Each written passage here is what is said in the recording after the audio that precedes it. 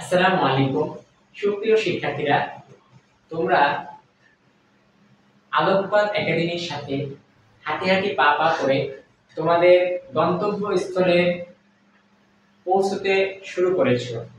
আমাদের পথ চলা হবে সুদূর প্রসারী এবং খুবই আন্তরিকতা এবং আমাদের মধ্যে বন্ডিং এবং ফ্রেন্ডলি সম্পর্ক থাকবে।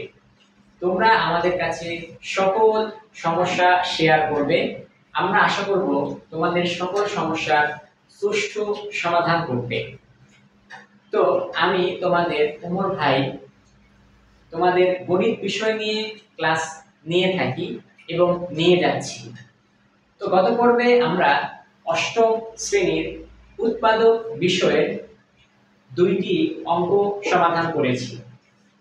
আজকে আমরা বাকি যে দুটো অঙ্ক রয়েছে সে দুটোর সমাধান দেখে ফেলি। তো চলো আমরা অঙ্কটি সমাধান শুরু করি।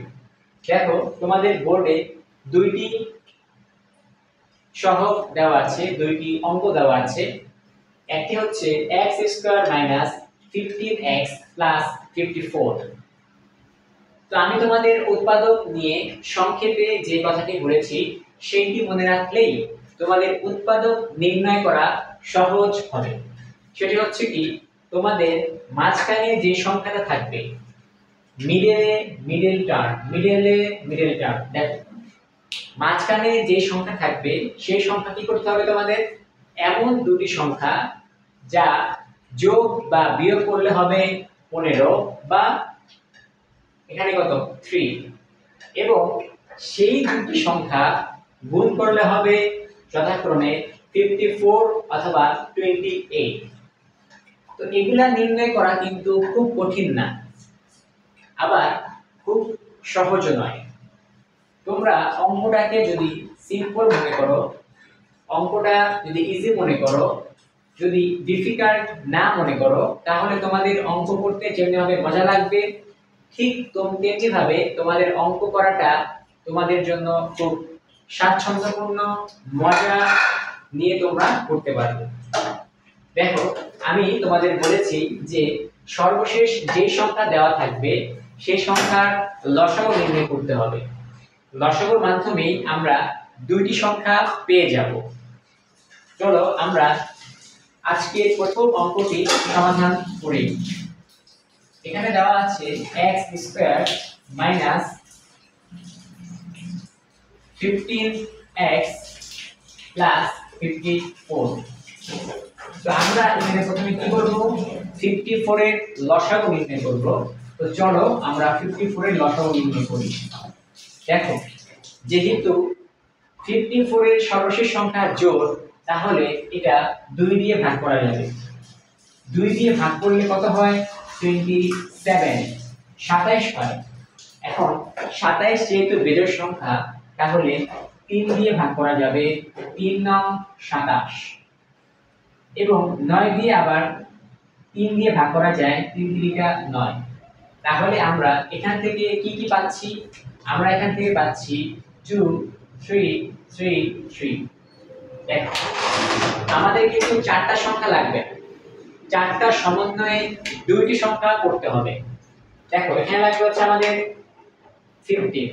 এখন আরেকটি বিষয় আমাদের লক্ষ্য রাখতে হবে। দেখো, এখানে আছে মাইনাস, এখানে আছে প্লাস। তাহলে ভাইয়া মাঝখানে আমরা যেই দুটি সংখ্যা লিখব সেই দুটি সংখ্যা কি হবে?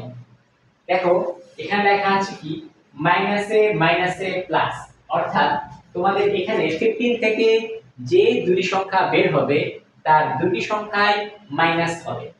তাহলে দেখো, চলো আমরা এখান থেকে করি। দেখো, আমরা যদি এই দুটি সংখ্যা একটা করি, 3 গুণে 6 এবং 3 3 9, তাহলে 6 এবং 9 যোগ করলে হয় 15, এবং 6 এবং 9 গুণ করলে হয় 54।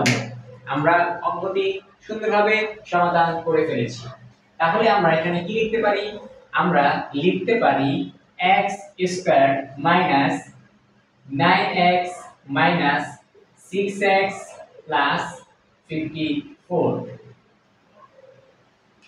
এটা আমরা মুছে ফেলি যেহেতু আমাদের অঙ্কটি করতে সমস্যা হচ্ছে।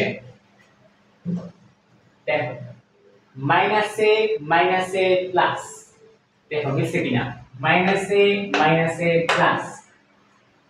এখন আমরা কি করব, আগের মতোই।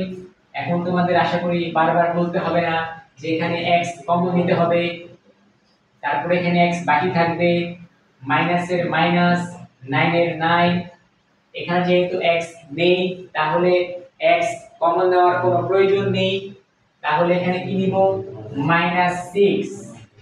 -6 কমন নিলে কি থাকে, x। এবং দেখো মাইনাসে প্লাসে মাইনাস, 6 নং 54। এই বিষয়টা তোমাদের খেয়াল রাখতে হবে যে মাইনাসে প্লাসে মাইনাস, তোমরা যদি এটা খেয়াল না করো তাহলে তোমাদের অঙ্কটি ভুল হবে। দেখো এখানে দুইটাই তোমাদের মিল থাকতে হবে, অর্থাৎ এখানে যদি লাউ থাকে এখানে লাউ হবে, এখানে যদি গরু থাকে এখানে গরু হবে, বুঝছো? তো এখানে যদি x 9 থাকে এখানে x 9 হবে, যদি এখানে x 5 থাকে তাহলে এখানে x 5 হবে। দেখো তাহলে আমরা এখানে দুইটি থেকে একটি লিখতে পারি, x 9 এবং x 6। দেখো আমাদের দুইটি সংখ্যাই কিন্তু মাইনাস হয়েছে, কারণ মাইনাসে প্লাস। তাহলে আমরা তৃতীয় অঙ্কটিও সমাধান করে ফেলেছি। দেখো তোমাদের জন্য এই অঙ্কটি শুধুমাত্র তোমাদের এই শ্রেণীর জন্য গুরুত্বপূর্ণ নয়, তোমরা সামনে যখন নবম শ্রেণীতে উঠবে তখন তোমাদের এই অঙ্কগুলি বা এই অঙ্কগুলো তোমাদের করতে হবে। তো তোমরা যদি এখন বেসিক গুলো আমরা যা তোমাদের সাথে আলোচনা করছি, আমি তোমাদের সাথে যা এখন যে অঙ্কগুলো তোমাদের সাথে করছি সেগুলো যদি তোমরা মনোযোগ সহকারে করো তাহলে তোমাদের সামনে যে গণিত আরো আসতেছে সেগুলো করতে তোমাদের সহজ হবে, তোমরা ভয় পাবে না, তোমরা ভয়কে জয় করে নেবে ইনশাআল্লাহ। দেখো আমরা দ্বিতীয় অঙ্কটিও সমাধান করে ফেলেছি, আমরা সর্বশেষ অঙ্কটির দিকে যাচ্ছি। দেখো আমি অঙ্কটি মুছে ফেলছি, আশা করি তোমরা সকলে আমার এই অঙ্কটি খাতায় লিখে নিয়েছো। সর্বশেষ অঙ্কটি আমরা লিখি, দেওয়া আছে x square minus 3x minus 28। দেখো এখানে আছে মাইনাস, এখানে আছে মাইনাস, তাহলে মাঝখানে যে দুটি সংখ্যা বসবে সেই দুটি সংখ্যা কি হবে? দেখো আমি এখানে লিখেছি মাইনাসে প্লাসে মাইনাস, অর্থাৎ মাঝখানে ভাইয়া যে সংখ্যাটা বসবে তা হবে একটি হচ্ছে মাইনাস এবং অন্যটি হচ্ছে প্লাস। তাহলে ভাইয়া আরেকটা জিনিস করা লাগবে, সেটা কি? সেটা হচ্ছে সর্বশেষ যে সংখ্যা দেওয়া আছে তার লসাগু নির্ণয় করতে হবে। হ্যাঁ ঠিক ধরেছো ভাইয়া, লসাগু নির্ণয় করতে হবে। তো চলো আমরা লসাগু নির্ণয় করি 28 এর। তাহলে 28 কয় দিয়ে ভাগ করা যাবে? অবশ্যই 2 দিয়ে ভাগ করা যাবে, 14 দুগুণে 28। 14 কে কয় দিয়ে ভাগ করা যাবে? তুমি মিলে বলে দিবে, 2 দিয়ে ভাগ করা যাবে, 7 দুগুণে 14। এখন ভাইয়া আর কি ভাগ করা যায়? বলবা না না আর তো ভাগ করা যায় না, কারণ কি? কারণ 7 হচ্ছে মৌলিক সংখ্যা। মৌলিক সংখ্যা কাকে বলে ভাইয়া? যে সংখ্যা 1 এবং ওই সংখ্যা দ্বারা অন্য কোনো সংখ্যা ভাগ করা যায় না, সেটা হচ্ছে মৌলিক সংখ্যা। তাহলে ভাইয়া চলো এখান থেকে আমরা কি কি পাচ্ছি? এখান থেকে পাচ্ছি 2 2 7। আমাদের কি দরকার? আমাদের দরকার 3x। এখন 3x কিভাবে বের করব? অর্থাৎ একটা সংখ্যা হবে মাইনাস, অপর সংখ্যা হবে প্লাস, অর্থাৎ দুইটি সংখ্যা বিয়োগ